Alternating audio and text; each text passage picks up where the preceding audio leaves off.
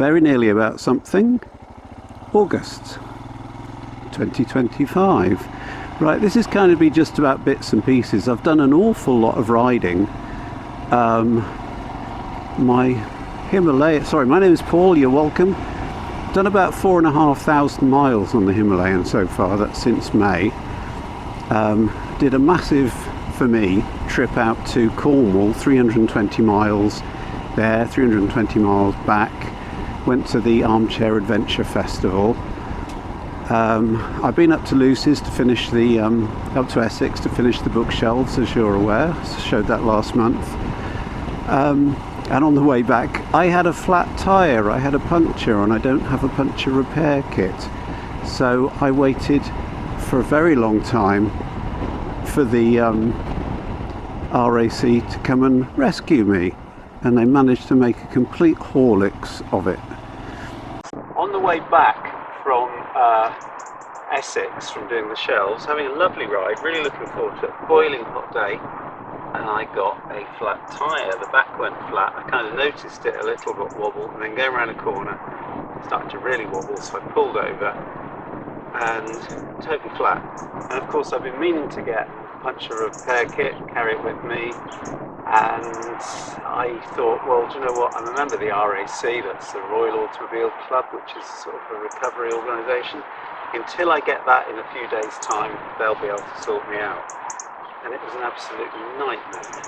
I literally had the flat tyre at 11 o'clock in the morning, and they picked me up at 4 o'clock, so that's a 5-hour wait in the boiling sun. Luckily I could sit underneath the tree and contemplate things. I'll show you a photograph of my view from the tree, and I actually had quite a nice day. And a lovely lady from a nearby house, and there weren't many nearby houses, brought me a bottle of water.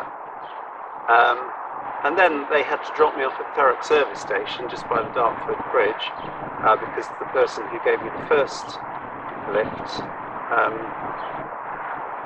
it was the end of his shift, and the RAC forgot to organise the second one. And the only reason I realised they'd forgotten is that they sent me a text saying, your recovery is now complete. So I phoned up and said, no it's not, I'm still here. So anyway, I got back home at 10:30. It was a 12-hour day, and it should have been a very slow 3-hour ride. So it was it. And the RAC have just sent me a little thing saying, customer satisfaction survey, can you fill this in? Yeah, I will fill it in, RAC. Absolute rubbish. The people I dealt with on the phone were delightful, but anyway, my big fault though for not having a puncture kit. But they should have picked me up very quickly, taken me to a local puncture repair place. We could have got it fixed in an hour. I should have had the stuff with me, so that's what I'm going to do now, is I'm going to fix the, I'm going to put a new inner tube in here.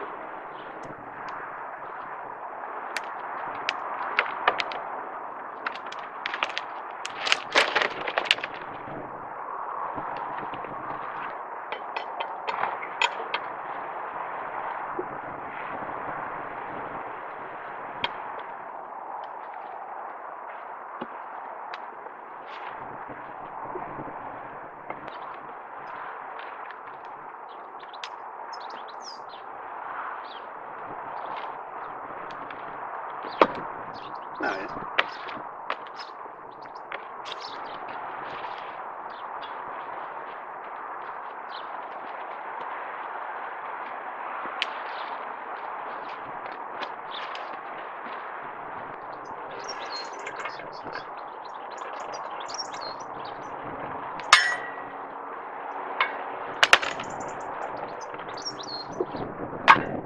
Well, that was painful. This, by the way, is not a YouTube video of somebody who knows what to do. I was hoping to find a nail, but...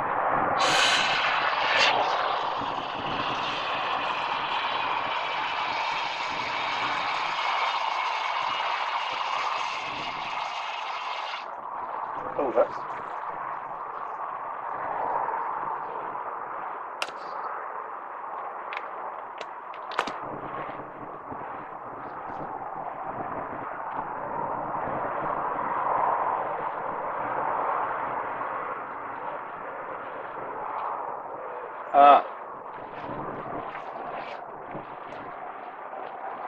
It's actually blowing talcum powder out at me.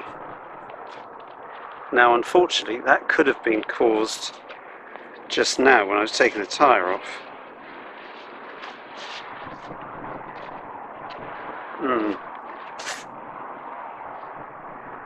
But I will have a look, and unfortunately the white dot that's supposed to be where the valve is, wasn't lined up, and I didn't make a note of what was lined up with what. Oh, the inner tube, yes. You can't convert to tubeless just by not putting a tube in it.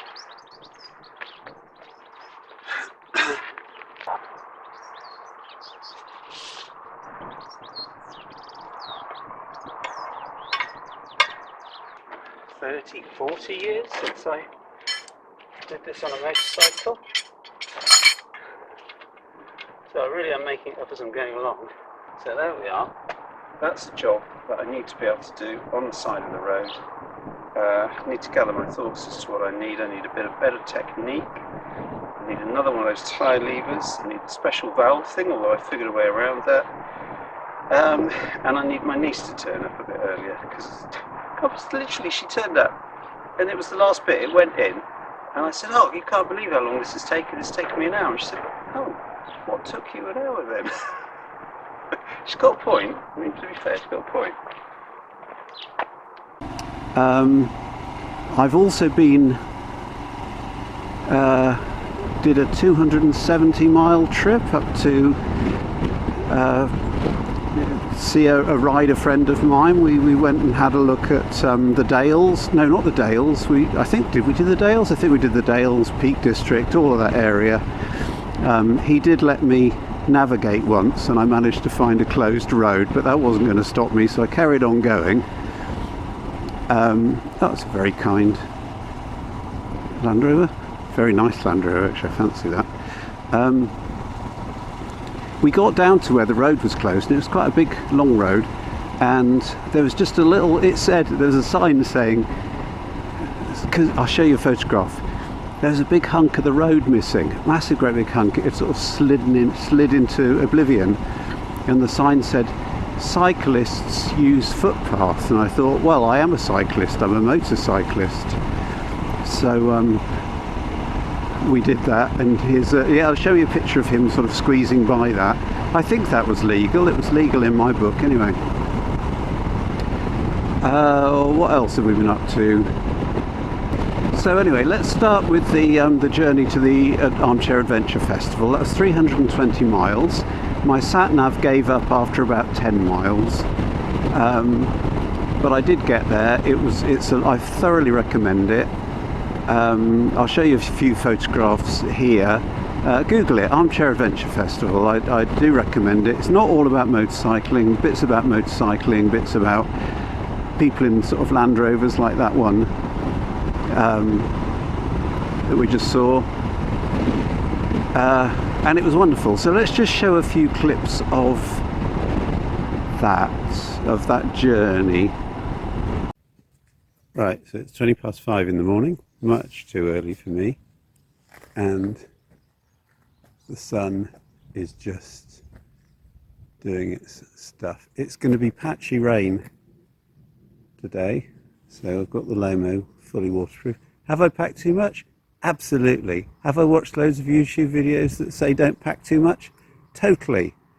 Have I seen people unpack stuff and thought, wow, you've packed too much? 100%. And that's exactly what I've done. Anyway, see you later. So it's 4 hours in, it's nearly 10 o'clock, and I've done that more or less non-stop except for one petrol stop, and I'm stopping at the Burger King because I actually realised I haven't had breakfast yet. I had a cup of coffee this morning, but the thing that happened almost immediately was that my SatNav stopped working. It just, I don't know, it's a pain. Right, the SatNav has decided to start working. SatNav has decided to start working, and I'm not sure why. I stopped in Dorchester, which used to be known as Casterbridge when I was a child, because what I've been doing is it seems to work okay when it's not plugged in, but when it's plugged in it thinks it's looking for a computer, so it wants to do a data upload or something. So I fixed this before by putting a data blocking adapter on, and I've got one in my tank bag. But unfortunately not this tank bag, different one. So at the moment it is actually working. It's saying I'm going to get to the place in Cornwall at 4:20, which is fine. In fact, that's too early because the campsite doesn't open till 5. But I don't switch it off and lose power and start it up again. So look, let me just prove that it is working. Look, see, it's working, and that literally hasn't worked. It's now 4:30. It literally hasn't worked since 6:15 this morning, and it just decided to work. That's technology for you. I did luckily write some sort of pencil directions down, but they weren't particularly accurate, and I gave up halfway through. And as you can see, I've not stopped in the nicest of places because it's a dual carriageway and not the route that I actually planned out. But hey ho. So let's take this a bit further. If there's a nice coffee place, then I will stop and have a cup of coffee. This is horrible here. And you get to go on a ferry. Pretty short trip.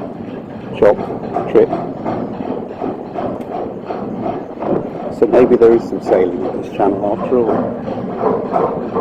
This is the something ferry to Cornwall.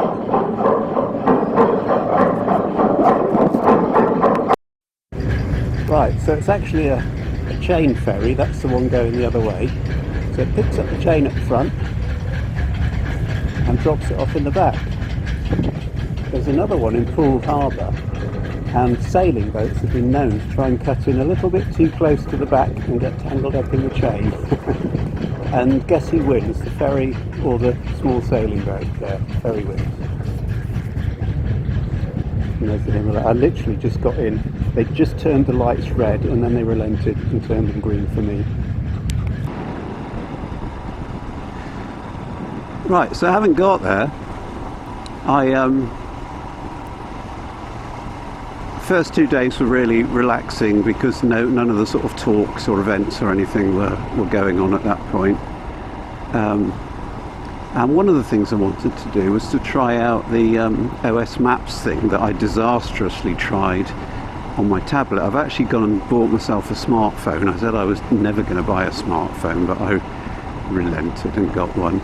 And it seems to work fine on it. So I've tried the technology on a very simple walk. I'll show you the fly through and then a bit about the walk. And I actually walked to Cornwall Bay, where I'd anchored up back in 2017. Lovely bay, really steaming hot day. So yeah, it seemed to work fine for that. I've tried it on the road on the bike and it seems to again work very nicely. So I'm testing out the OS Maps and I'm doing coastal path from Cornwall ferry to Cornwall. Cornwall is where I anchored up a while back, and I'm walking along thinking there must be a stream around here because I can hear this sort of water every now and then. Of course what it is, I've bought myself a metal water bottle which is on my back, and it's the water bottle slopping around. So yeah, anyway, but so far the OS Maps is great. And I think it will be absolutely the right choice for doing green lanes on the bike. Right, so this is Cornwall Bay. See that ferry there in the middle of the picture? I anchored up much too close to that when I anchored in Cornwall, and it used to enjoy sort of going past and, what can I say, buzzing me. Right, this is a better view of the bay. I wanted to take the other one simply because I saw the ferry. And I was parked, so long since I've been in a boat. I was anchored too close to the ferry route, but I didn't know. So look, I completely failed to explain that. So what I thought I'd do is I'd jump on the ferry and show you what I was talking about. was anchored very close to where this ferry goes, and I had a very rocky day. Maybe they're not too far away, are they? Right, the problem about getting on a ferry where you don't know where it's going is you can't be sure where you're going to end up. I thought it'd probably be Plymouth, and it is. I've ended up at the Barbican. Last time I was here, which was many years ago, they were preparing for a cross-Atlantic race, and there were lots of sponsors, lots of very posh yachts here, and it was a summer evening and it was absolutely amazing. More monies and Lamborghinis than you could throw a Ferrari at. So but now I'm back in Devon. I need to get back to Cornwall, so I need to get the next ferry over back to where I kind of started from. But, you know, my advice is if you see a ferry, just jump on it. Doesn't matter where it's going, it'll end up somewhere. What you'll notice, by the way, on some of the footage is that I look as if I'm very unsafely just riding, wearing a puffer jacket. I'm not. I've got my Knox jacket underneath it. Because I've gotten fully on board with this layering system that I was talking about previously, and I can just put jackets on the top of it. I'll show you that anyway. Oh, the other thing I've done, and I'll show you this when I get off the bike in a few minutes. I've got a top box. I don't like top boxes, you don't like top boxes, they are incredibly useful. And this is the top box. Shame on me. And that's the cheap de Havilland jacket, which I may well put on the way back. Yeah, nice. I was very tempted with the Classic 350. But I wanted the off-road capability, so hey ho.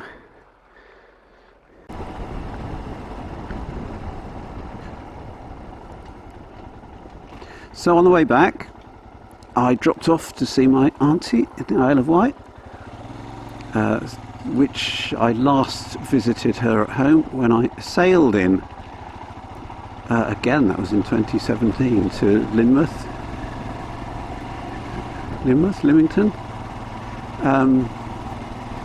and I took the ferry over it. It was incredibly easy, and then she took a tiny little bit of video on her phone of me departing, so it's probably a bit shaky, but here you go, again fully loaded up.